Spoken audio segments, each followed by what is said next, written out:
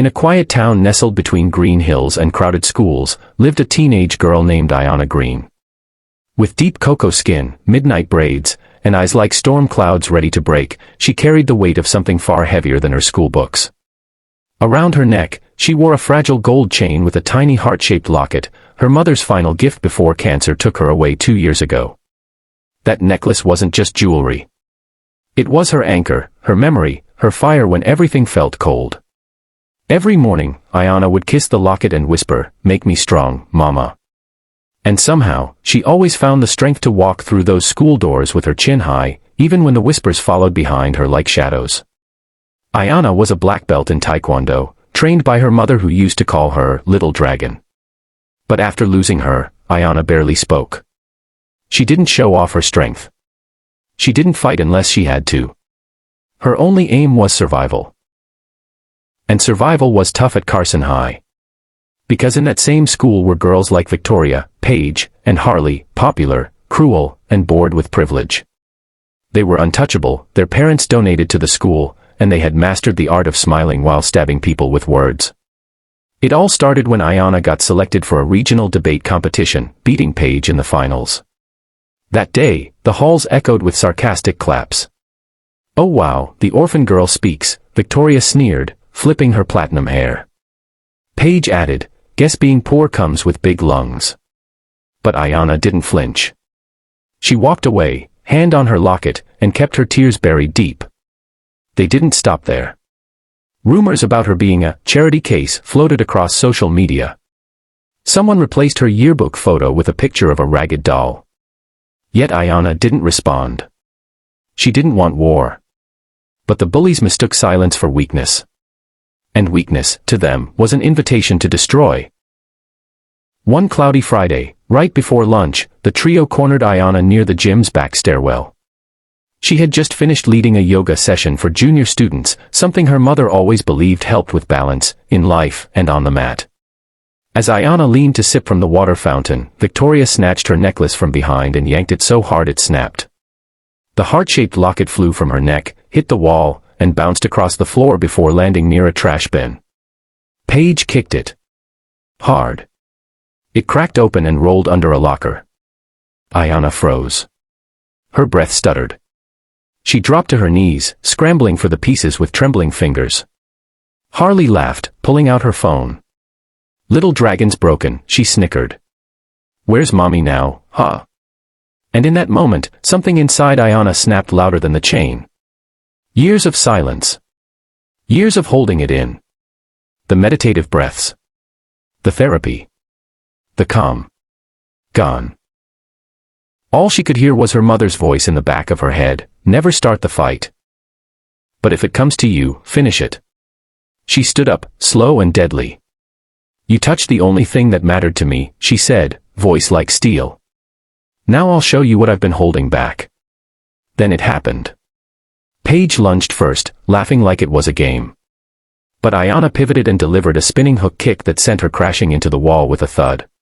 Before Harley could react, Ayanna closed the gap, used a wrist lock to twist the phone out of her hand, then swept her legs, flat on her back, breathless. Victoria tried to run. Ayanna caught her by the arm and flipped her onto the gym mat with a flawless hip throw. Silence fell. Shattered pieces of gold shimmered on the floor, but so did their pride. When staff arrived, all three bullies were groaning and clutching injuries, and Ayanna sat quietly, holding the broken locket in her hand like a warrior holding sacred ground. The principal tried to punish her. But once the security footage came out, students rallied behind Ayanna. The video went viral.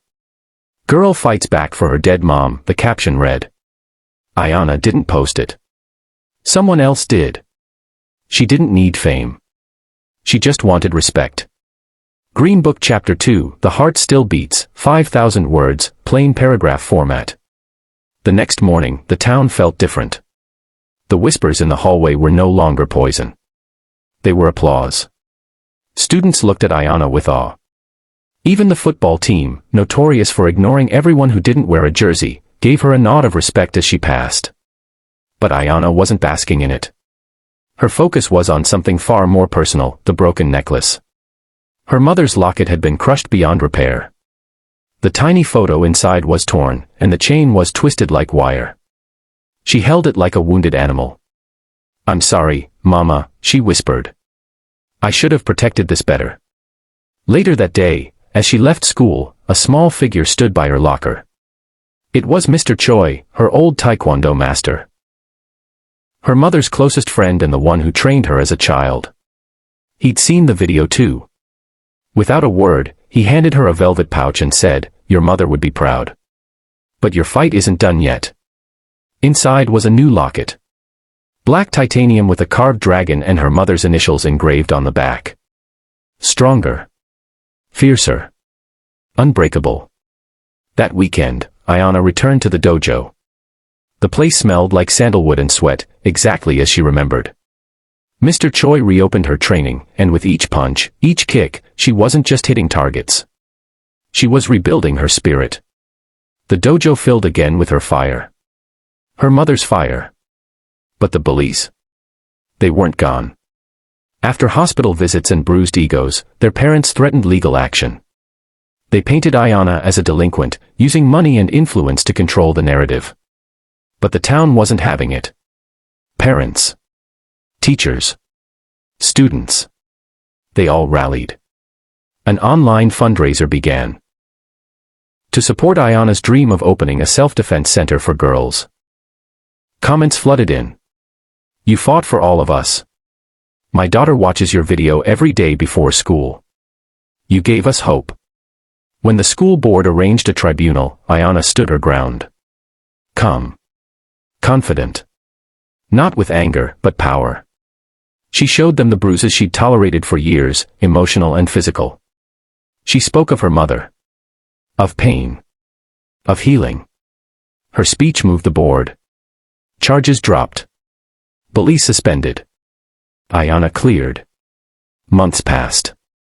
She launched the Little Dragon Project, free weekend classes for young girls. Each session began with the same words, "You are not weak for being kind. But you are strong when you stand up." The bullies. Their popularity evaporated. Victoria transferred schools. Paige stayed quiet. Harley deleted social media altogether. Ayana didn't hate them. She had nothing left to prove. She had her peace.